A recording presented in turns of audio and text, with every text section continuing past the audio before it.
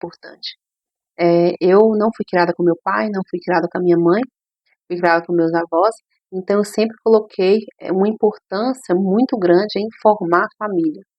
E por muitas vezes eu até, né, é algo feio que eu fiz, porque muitas vezes eu desdenhava quem não tinha, muitas vezes eu me achava melhor que algumas amigas minhas que era mãe solteira, que não tinha família, essa família.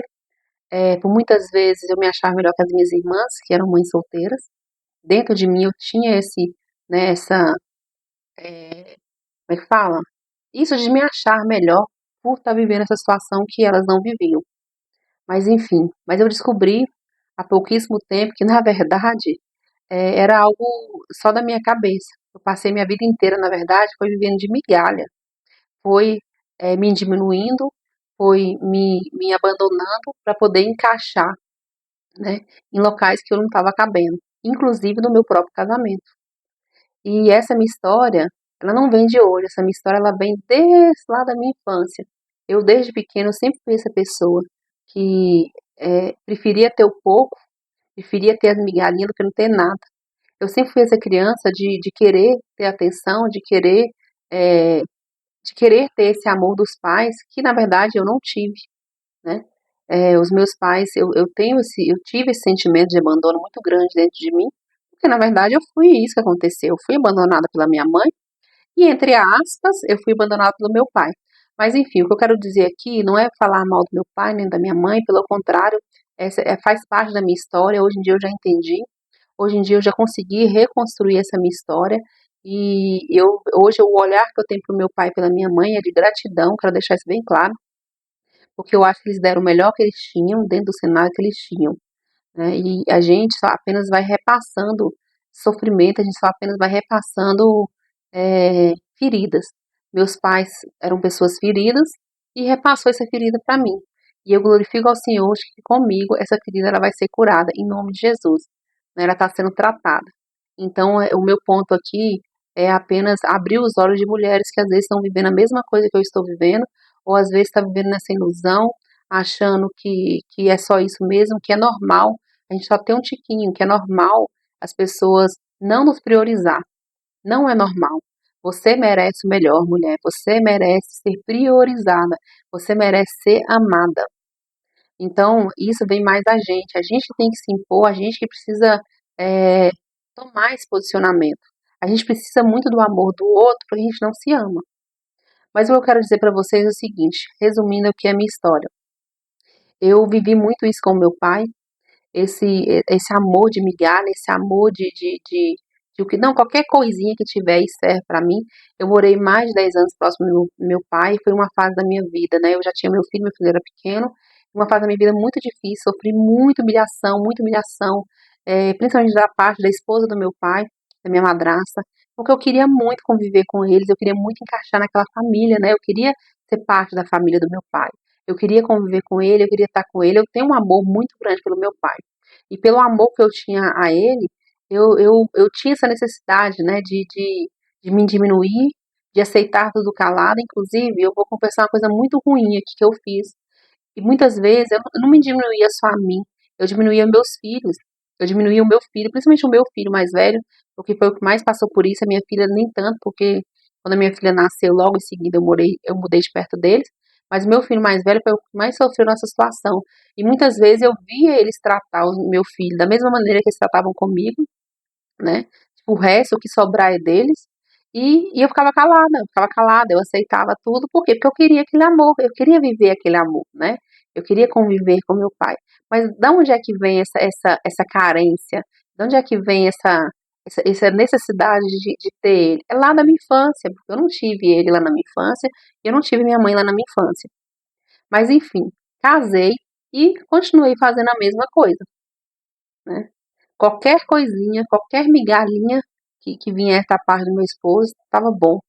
Eu aceitava, eu me enquadrava, eu me diminuía, eu me adaptava ali. Qualquer coisinha eu aceitava.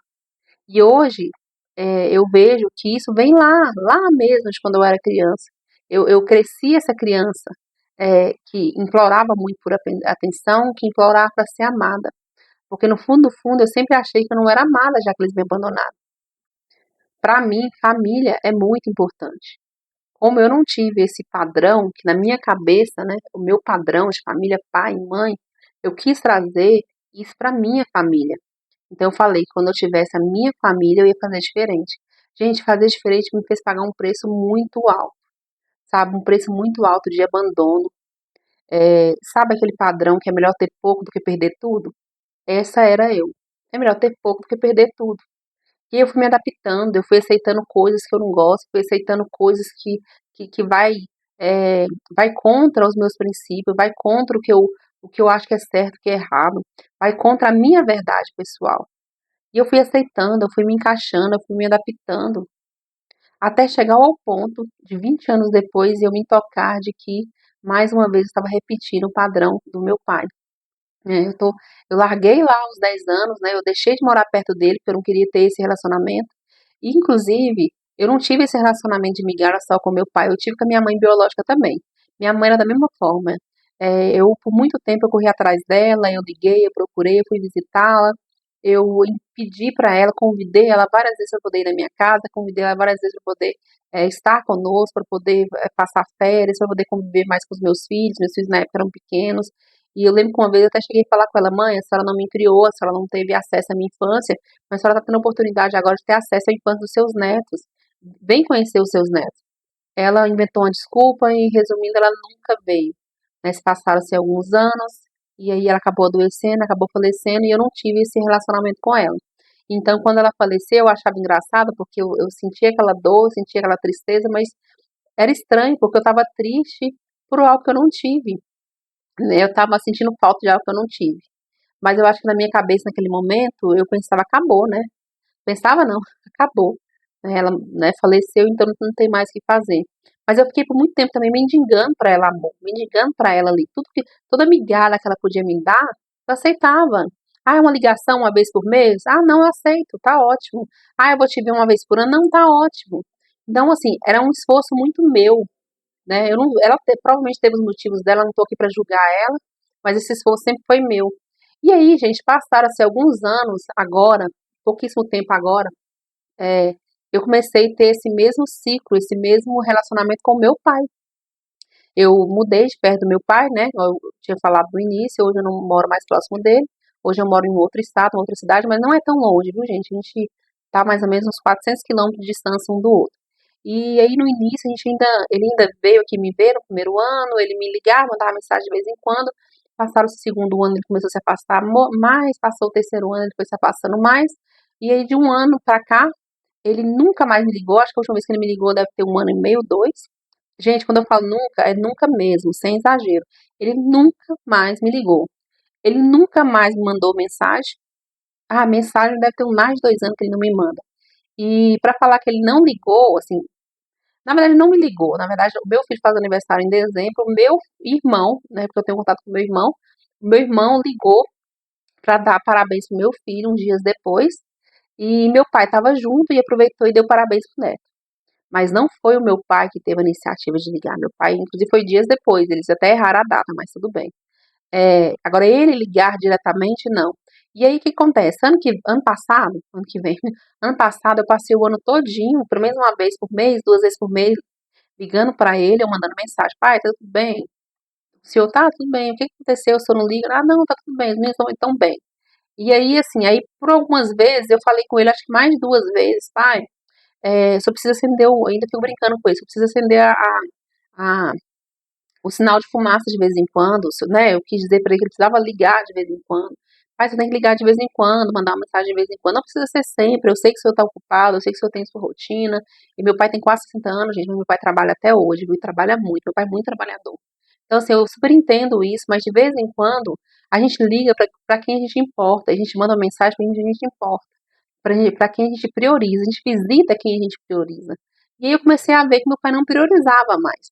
Meu pai não estava mais me priorizando, meu pai nunca priorizou os meus filhos, né? Por algum motivo, talvez eu até acredito que ele possa estar passando por algum problema emocional, né? Eu acredito muito nisso. Mas eu entendi que ele não estava mais me priorizando. E só que aí eu comecei a insistir, né? Mas aí eu comecei a diminuir. Falei, não, vou ligar uma vez por mês. Aí uma vez por mês, certinho, eu ligava. Pai, tá tudo bem por aí? O que tá acontecendo? Você não tá ligando mais? Tá mais mandando mensagem? Não, minha filha, eu tô por aqui mesmo. E aí eu me toquei uns meses atrás que, na verdade, eu estava forçando mais uma vez uma relação que a gente não tinha. Da mesma forma que eu fiz com a minha mãe. Minha mãe, eu forcei uma relação que a gente não tinha. Quem queria se relacionar com a minha mãe, quem queria conviver com a minha mãe era eu. Eu tinha essa necessidade de conviver com ela. Eu tinha essa necessidade de querer estar com ela. Ela não tinha essa necessidade de querer estar comigo. Mas a minha mãe, de vez em quando, ela ainda me ligava, mandava uma mensagem. Meu pai, nem isso ele faz. Ele não me manda mensagem, ele não me liga. E aí eu vi que essa necessidade também de querer estar com meu pai era minha, não era dele. Porque se ele não me liga, não manda mensagem, é porque não tô fazendo falta, gente, né? Tava eu mais uma vez aqui na migalha, esperando cair um restinho lá de pão para me poder abrir a boca. E aí eu decidi uns meses atrás, já tem uns meses já, e foi um processo meio doloroso, gente, porque para mim foi difícil. É, eu ainda queria insistir, né? Eu tava querendo ali forçar essa relação. Mas eu entendi de que relacionamento, independente de ser de marido e mulher, de pai e filho, de amigo, tem que ser os dois. Tem que ter equilíbrio, tem que ter harmonia. E não estava tendo equilíbrio, estava desequilibrado, assim. A gente estava uma balança meio torta. Eu queria, mas ele não quer. E tá tudo bem, sabe? E aí eu passei por esse processo, consegui entender o lado dele. Eu não sei o que meu pai tá passando, mas assim, só de eu saber que ele tá bem, eu sei que ele tá bem, porque os meus irmãos às vezes me falam. Então, pra mim, tá tudo bem.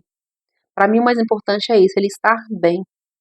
Né? Se ele não quer mais se relacionar comigo, se ele não quer mais conversar comigo, conviver comigo, tá tudo bem.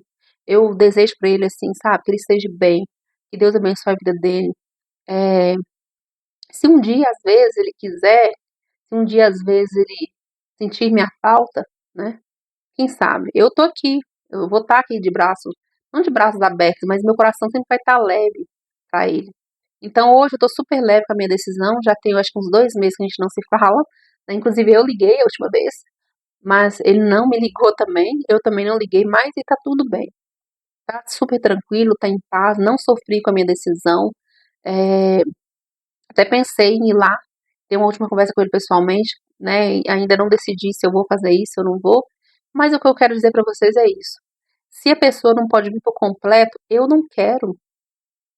Isso acontece também no meu casamento, a mesma coisa, sabe? Por muito tempo eu fui migalhando ali, qualquer coisinha que meu marido me dava, eu aceitava. E hoje, gente, eu ainda tô casada, tá?